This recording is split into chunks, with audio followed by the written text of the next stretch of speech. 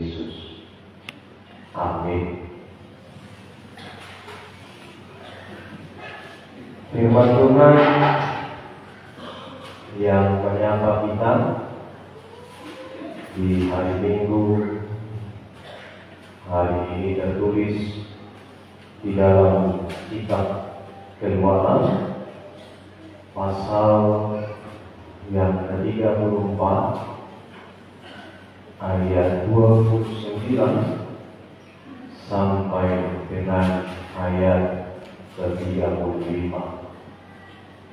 Saya akan bacakan untuk kita semua.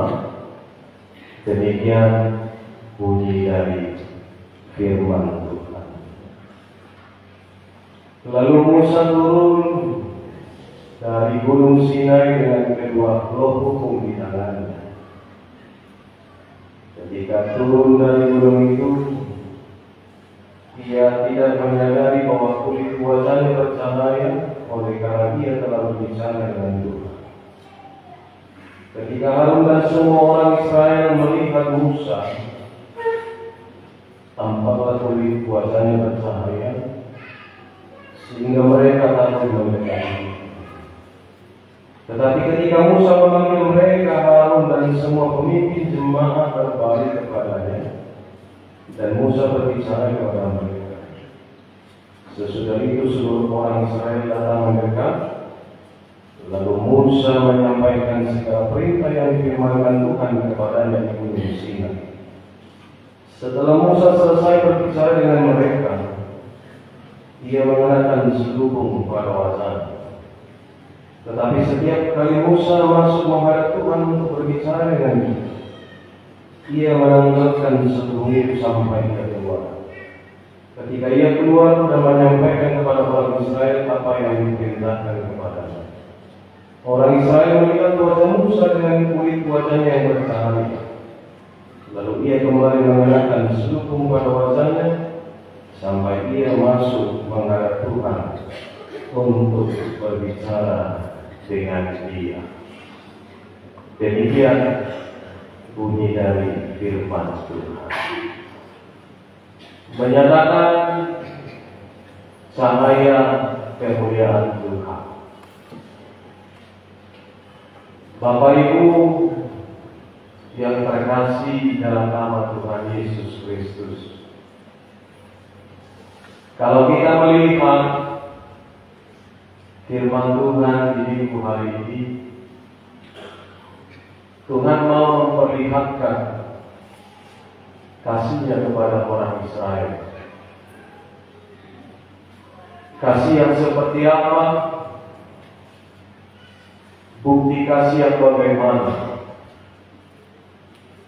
Tuhan menunjukkan kasih-Nya dengan memberikan hukum Taurat. Dia memberikan perintah. Dia memberikan aturan di dalam kehidupan bangsa Israel. Aturan ini dipakai oleh bangsa itu untuk di kehidupannya. Bahkan sampai tiba di tanah perjanjian, mereka memakai hukum Taurat ini menjadi aturan yang menuntun kehidupan mereka, supaya mereka sesuai dengan perintah-perintah Tuhan. Tidak lagi berjalan sesuai selera mereka, seperti yang terjadi di tengah-tengah kehidupan kita. Kita berjalan, kita hidup sesuai dengan selera kita, bukan lagi mengingat aturan yang telah Tuhan berikan melalui perintah, melalui dua bapaknya, melalui hukum Taurat yang telah Tuhan berikan kepada bangsa Israel. Terlebih sampai kepada kita, hukum itu juga berlaku sebagai aturan dalam kehidupan kita. Jelas kita lihat di sini Bapak Ibu yang terkasih, Tuhan memberikan hukum Taurat itu Pas ketika mereka berada di bawah Gunung Sinai, Musa membawa dan memberikan Taurat ini kepada orang-orang Israel.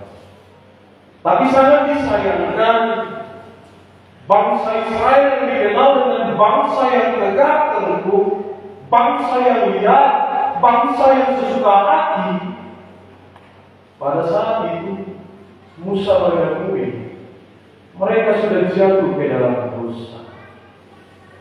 Mereka tidak sabar karena Musa tidak ada di hadapan bangsa Israel. Mereka memilih untuk membangun, menciptakan lembu tuaga, memilih untuk mencari Allah lain selain Dia yang telah membebaskan dan melepaskan menolong kehidupan bangsa Israel.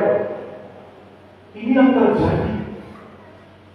Musa juga terkejut dengan perbuatan mereka, karena mereka benar-benar telah melakukan kejahatan dengan membuat patung sebagai Allah baru mereka. Mari kita lihat Bapak Ibu yang terkasih, cuma sebentar saja ditinggal, dia sudah mencari Allah lain dalam kehidupannya. Dia sudah melupakan Tuhan dalam kehidupannya. Dia tidak mengingat kebaikan Tuhan. Dia tidak mengingat keselamatan yang diberikan Tuhan. Dia tidak mengingat anugerah yang diberikan Tuhan kepada mereka. Sehingga mereka sesuka hatinya.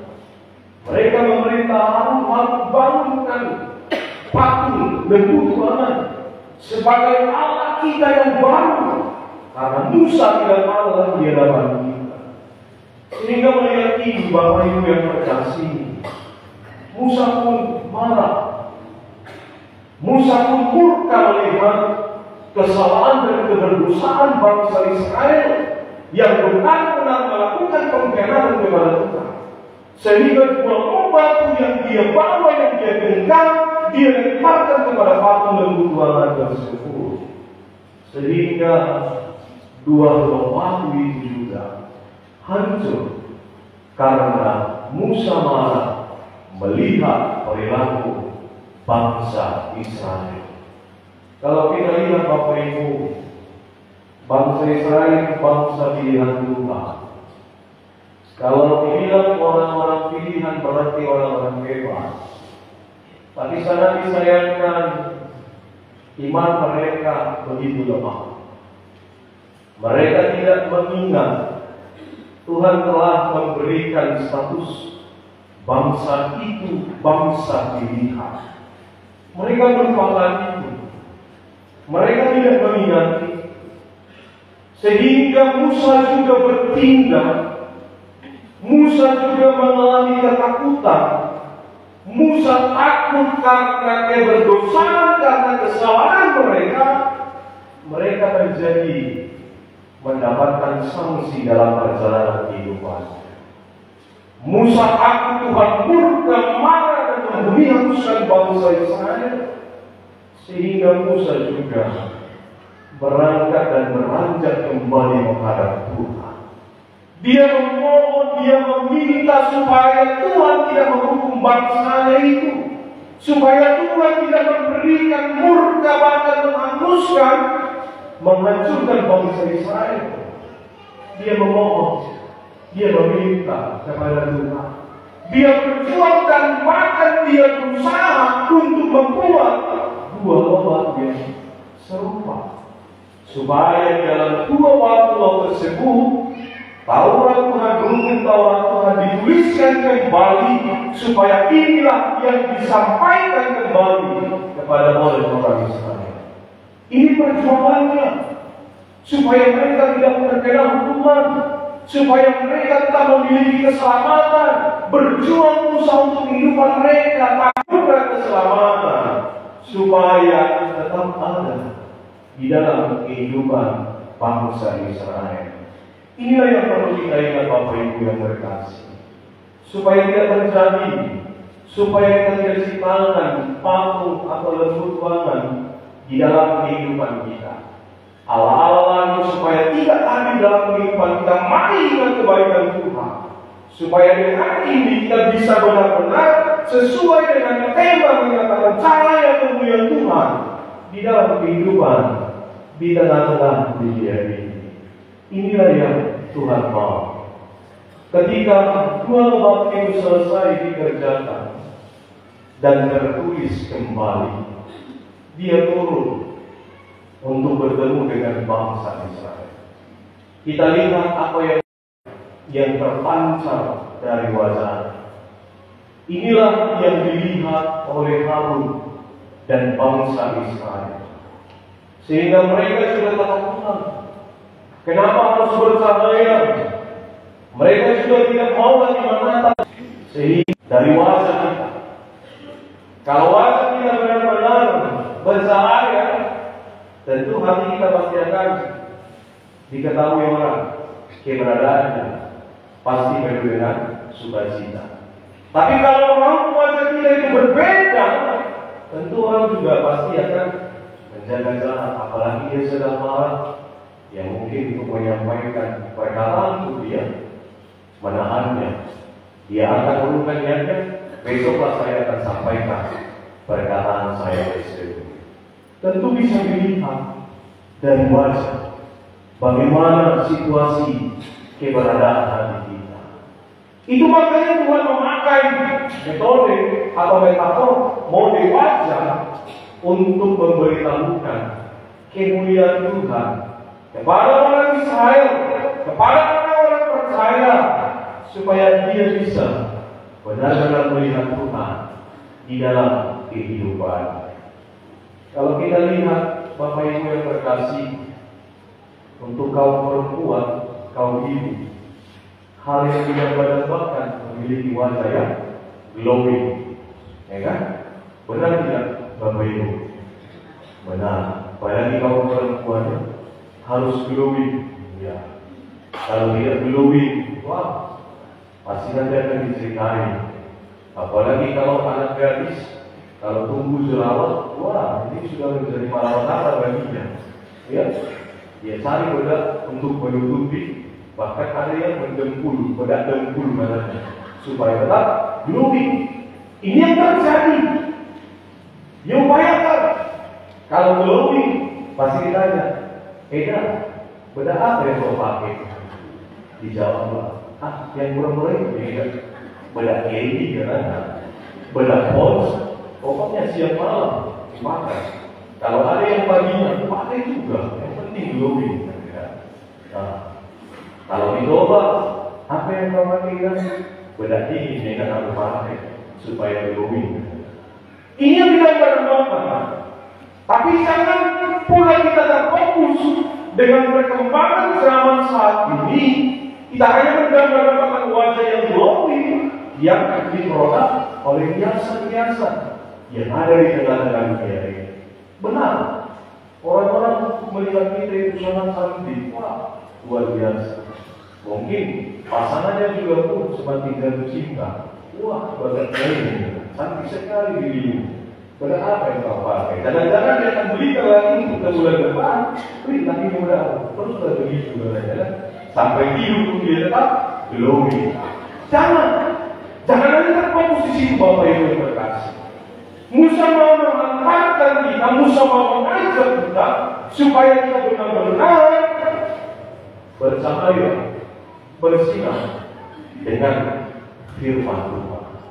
Firman Tuhan lah yang harus menampilkan cahaya di hadapan wajah kita. Itulah yang diminta. Itulah yang diinginkan firman.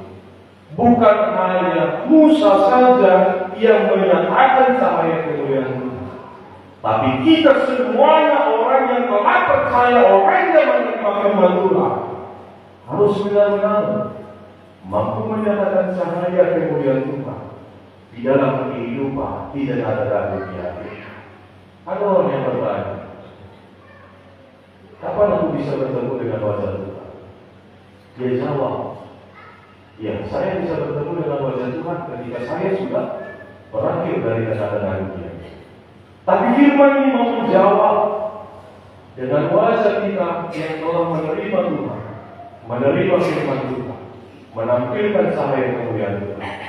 Kita juga bisa membantu orang-orang melihat keberadaan Tuhan melalui wajah kita. Jadi jangan tunggu kita mati baru kita bisa melihat wajah Tuhan. Kita hidup di tengah-tengah dunia ini juga kita mampu melihat Tuhan dengan keberadaan kita benar-benar menerima firman Tuhan di dalam kehidupan kita tengah dunia ini. Kalau kita lihat bagaimana perilaku orang Israel, Bapak Ibu yang terkasih, Musa tidak mampu menghadapinya. Bangsa Israel, bangsa yang tegas dan bangsa yang cukup liar di dalam hal berperilaku dan karakternya juga tidak terkendalikan. Mereka lebih mencintai hal-hal yang berkaitan dengan kejahatan. Tapi Tuhan memampukan dia. Tuhan memberikan kemuliaan kepadanya. Tuhan memberikan kekuatan kepadanya. Inilah yang membantu dia supaya tetap kuat untuk benar-benar menunjukkan kemuliaan Tuhan di tengah-tengah kehidupan orang-orang Israel. Kalaupun masa jabatan, masa kehidupan Musa berakhir, kemuliaan Tuhan juga diberikan kepada anaknya, Yesus Kristus.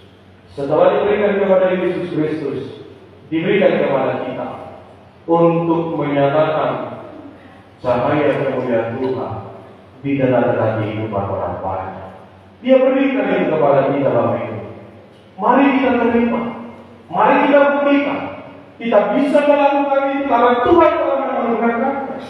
Karena kita sudah mengatakan diri kita adalah orang Kristen, diri kita adalah orang percaya. Oleh karena itu, mari Bapak Ibu yang terkasih, jangan hanya status saja kekristenan kita tersebut, tapi biarlah dengan kekristenan dan kepercayaan kita benar-benar mampu menyatakan cahaya kemuliaan Tuhan, supaya dengan kehadiran kita, kejahatan yang ada di tengah-tengah dunia ini benar-benar tersingkirkan dan digeser dari dalam kehidupan di dunia ini. Sudah cukup banyak kejahatan. Itu makanya firman Tuhan ini mengajak dan memanggil kita supaya kita benar-benar juga mampu menjadi Musa masa ini yang menyatakan cahaya kemuliaan Tuhan, supaya terang cahayalah yang berada di dalam kehidupan di dunia ini. Ini yang Tuhan inginkan Bapak Ibu yang terkasih.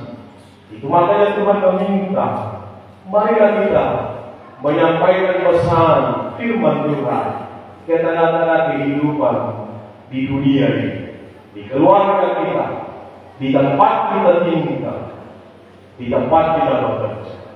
Marilah kita tunjukkan, marilah kita lakukan untuk menyampaikan pesan perintah Tuhan, firman Tuhan, terlebih hukum Taurat Tuhan itu juga harus disampaikan sebagai aturan dalam kehidupan kita, supaya hidup kita ini tidak lagi sesuai dengan selera kita, tapi biarlah sesuai dengan apa yang diinginkan Tuhan di dalam kehidupan kita. Kalau itu benar-benar terjadi Bapak Ibu yang terkasih, tidak ada lagi kejahatan dalam kehidupan dunia ini. Tidak ada lagi konflik, tidak ada lagi perselisihan di tengah-tengah kehidupan di dunia. Bahkan di tengah-tengah kehidupan keluarga pun tidak ada lagi itu. Karena kita sudah mau melakukan panggilan tersebut, menyatakan cahaya kemuliaan Tuhan di dalam kehidupan di dunia ini. Saya membaca nas ini, saya merefleksikan kepada diri saya sebagai seorang pelayan yang telah menerima anugerah Tuhan. Apakah saya benar-benar sudah menyatakan cahaya kemuliaan Tuhan di dalam kehidupan di dunia ini? Ini saya renungkan dan ini saya hubungi. Bapak Ibu juga harus ikut untuk menghubunginya. Apakah saya sudah melakukan ini? Apakah saya sudah mengikuti panggilan yang telah Tuhan berikan? Memang benar, Tuhan memberikan hidup ini, Tuhan memberikan kita kehendak bebas. Kita bisa pilih kehidupan mana yang harus kita lalui. Kehidupan yang gelapkah atau kehidupan yang penuh dengan terang? Kita bebas memilih. Itu tergantung pilihan kita. Tapi Tuhan mau memanggil kita, biarlah kita hidup di kehidupan yang penuh dengan terang. Jangan kita pilih kehidupan yang penuh dengan kegelapan. Ini yang Tuhan harapkan di dalam kehidupan kita di tengah-tengah dunia. Oleh karena itu Bapak Ibu yang terkasih, kita manusia yang diciptakan oleh Tuhan. Kita tidak boleh duduk dan hadir sebagai seorang penonton di tengah-tengah kehidupan di dunia. Kita diciptakan bukan hanya menonton apa yang terjadi dalam kehidupan di tengah-tengah dunia, tapi kita dipanggil di sini, kita dipersiapkan di sini untuk menyampaikan suara kenabian, suara kebenaran di tengah-tengah kehidupan di dunia. Inilah yang Tuhan perintahkan. Mari lihat di media sosial, di berita Bapak Ibu yang terkasih, banyak kasus-kasus kejahatan, bahkan kasus-kasus korupsi juga sudah semakin marak di tengah-tengah kehidupan di dunia ini. Lihat bahan bakar minyak dibuat juga sudah sifatnya oplosan. Bahan bakar pertama dioplos dari Pertalite. Ini yang kita lihat, banyak yang terjadi, banyak kekerasan, banyak kejahatan, bahkan banyak juga orang yang tidak percaya lagi kepada pemerintahan negara, bahkan kepada gereja juga. Sudah banyak jemaat yang tidak percaya lagi kepada gereja, bahkan kepada para pelayan juga. Sudah banyak jemaat yang drastis menurun kepercayaannya di tengah-tengah kehidupannya yang berjemaah dan bergereja. Inilah yang harus diperjuangkan kembali, menyatakan cahaya kemuliaan kita untuk mengembalikan supaya kondisinya lebih baik lagi seperti semula, seperti yang Tuhan inginkan ketika Tuhan memberikan kehidupan di tengah-tengah dunia ini. Oleh karena itu, mari kita lakukan Bapak Ibu yang terkasih. Mari kita kerjakan. Ini harus kita laksanakan dengan baik dalam kehidupan kita di tengah-tengah dunia. Ada seorang anak bertanya, kenapa kita harus ke gereja, Bapak? Kenapa kita harus rajin ke gereja? Kenapa kita harus rajin berdoa? Kenapa kita harus rajin bernyanyi, menyembah Tuhan kita? Padahal hidup kita begitu-begitu saja. Tidak ada bedanya. Hidup kita seperti itu saja. Kenapa kita harus pergi ke gereja? Kenapa harus berdoa? Kenapa harus bernyanyi, memuji Tuhan? Ini ada pertanyaan yang begitu sangat luar biasa, yang benar-benar harus kita renungkan. Kita harus mengetahui Bapak Ibu, ketika kita datang ke gereja, kita mau bertemu dengan Tuhan. Kita mau menghadap kepada Tuhan. Karena Tuhan memberikan hari yang Dia putuskan hari Minggu untuk beribadah, datang ke gereja, memuji dan memuliakan nama Tuhan. Disitulah orang-orang yang percaya menghadap Tuhan melalui rumahnya yang kudus itu, melalui ibadah. Tentu di sini kita bernyanyi, kita berdoa, kita datang ke gereja menghadap Tuhan. Apa yang harus kita bawa? Kita harus bawa firman Tuhan. Ini yang kita bawa. Bukan kekayaan yang kita bawa, bukan kehormatan yang kita bawa, tapi firman Tuhan yang kita bawa ketika kita bertemu dengan Tuhan. Sama seperti Musa pergi ke Gunung Sinai, dia berangkat dan dia pulang membawa firman Tuhan. Demikian juga kita Bapak Ibu, kita datang kepada Tuhan, bawa firman Tuhan ini pulang, supaya kehidupan kita sesuai dengan topik yang dibuat di minggu ini, menyatakan cahaya kemuliaan Tuhan. Karena banyak ketika pulang dari gereja, ada lain yang berkelahi, ada lain yang masih pulang, banyak sekali. Mari kita uji Bapak Ibu yang terkasih. Kita lihat nanti, kalau ada pulang, kalau ada yang langsung emosi, berarti dia belum membawa firman Tuhan. Belum. Dia harus bekerja lebih giat lagi. Dia punya PR, dia punya tugas supaya dia tetap lebih serius lagi. Aku pula harus membawa firman Tuhan, supaya firman Tuhan benar-benar bekerja di dalam kehidupan kita. Kalau sudah itu prinsip kita Bapak Ibu terkasih, tidak ada lagi gontok-gontokan, tidak ada lagi konflik di tengah-tengah kehidupan keluarga. Kita pulang dengan hasil yang begitu puas, menerima firman Tuhan, mengaplikasikannya, dan membuat firman itu benar-benar berbuah di dalam kehidupan kita. Selamat hari Minggu buat kita semuanya. Tuhan Yesus memberkati. Bawalah firman ini, supaya firman ini benar-benar memampukan kita menyatakan sahaya kemuliaan Tuhan dalam hidup kita. Amin. Kita